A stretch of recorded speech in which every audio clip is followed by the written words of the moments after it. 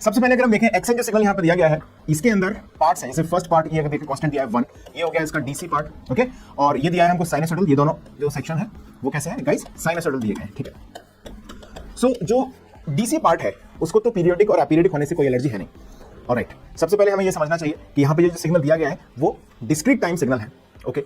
ये बात बहुत अच्छी तरीके से समझ में आ रही है, बहुत क्लियरली यहाँ पे विजिबल है, अंडरस्टूड है सभी। चलिए अब बात करते हैं डिस्क्रीट टाइम सिग्नल में क्या कंडीशन होती है किसी सिग्नल के पीरियोडिक होने की, क्योंकि यहाँ पर इन्होंने मेंशन तो कर दिया कि सिग्नल पीरियोडिक है, ठीक है, एन की वैल्यू निकालना है, बट एक प्रोसीजर के तौर पर एक मेथड क्या होता है, किस तरीके से हम इस एक सीक्वेंस में इसको सॉल्व करते हैं, उस तरीके से अगर हम देखें तो डिस्क्रीट टाइम सिग्नल जैसे आपको दिखेगा, तो first thing that you must have to be notice कि जितनी भी डिस्क्रीट टाइम सिग्नल है, लाइक साइनसॉइडल सिग्नल हो, साइन कोसाइन जिनमें आ रहे हो, या फेजर सिग्नल हो, वो ऑलवेज पीरियोडिक नहीं होते, ठीक है। क्या बोलेंगे,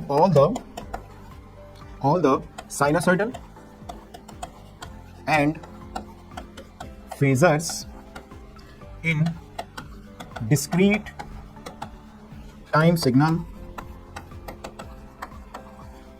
are not always periodic।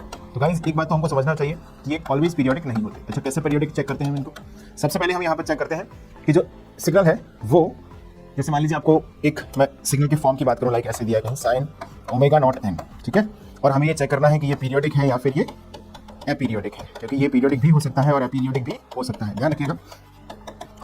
बात क्लियर है यहाँ तक सभी को? तो सबसे पहले हमें देखना पड़ेगा कि साइन ओमेगा नॉट एन जो दिया गया है वो पीरियोडिक है या फिर वो अपीरियोडिक है। तो उसके लिए हम क्या करते हैं, यहाँ पर 2 पाई बाय ओमेगा नॉट, यहाँ पर देख पा रहे हो कोफिशिएंट है ओमेगा नॉट, तो 2 पाई बाय ओमेगा नॉट की वैल्यू को कैलकुलेट करते हैं। गाइस अगर ये value, the value of this 2 pi by omega naught, अगर ये हमारे पास आती है, that is comes rational, rational समझते हैं, ऐसा नंबर जैसे p by Q, p upon Q के फॉर्म में लिख सकते हैं, ओके, रैशनल, और अगर ये आती है इरेशनल, तो गाइस जब ये रैशनल होगा उस कंडीशन में हम बोलते हैं दिस इज पीरियोडिक, और अगर ये इरेशनल होगा तो हम इसे बोलते हैं अपीरियोडिक। एक बात क्लियर हो गई है? देखिए पहली चीज मुझे यहाँ पे सिखानी थी आपको कि जो जितने भी डिस्क्रीट टाइम, देखिए ये सब चीजें हम डिटेल में पढ़ते हैं जब रेगुलर कोर्स पढ़ते हैं, यहाँ पे मैं ब्रीफली इसको रिकॉल कर रहा हूँ आपके लिए। तो जब भी हम बात करते हैं किसी भी डिस्क्रीट टाइम सिग्नल की, ये हमेशा पीरियोडिक नहीं होता। पहली चीज, ये कब पीरियोडिक होता है, आप साइन ओमेगा नॉट एन जैसे कंसीडर करें, साइनसॉइडल सिग्नल हो, फेजर हो, जैसे फेजर भी होगा तो कैसे होगा, e to the power j omega not n होगा, है ना, या कोसाइन होगा तो ऐसे होगा cos ओमेगा नॉट n होगा। इन सभी में कॉमन मेथड है 2 पाई बाय ओमेगा नॉट की वैल्यू निकालेंगे, अगर देखेंगे ये रैशनल है तो ये पीरियोडिक होगा, इरेशनल है तो ये पीरियोडिक नहीं होगा, सिंपल।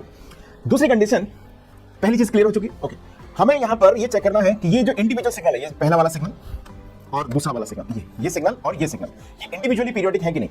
अगर ये दोनों इंडिविजुअली पीरियोडिक हैं तो डिस्क्रीट टाइम सिग्नल के अंदर ये कंडीशन होती है कि इनका सम भी पीरियोडिक होगा, यानी कि लिख लें, if individual signals are periodic then sum of all the periodic signals will be always periodic in discrete time signal। Continuous मत लगा देना इन्फॉर्मेशन को, कंटीन्यूअस की बात अलग होती है, किसी दूसरे क्वेश्चन पर है, क्लियर है? चलिए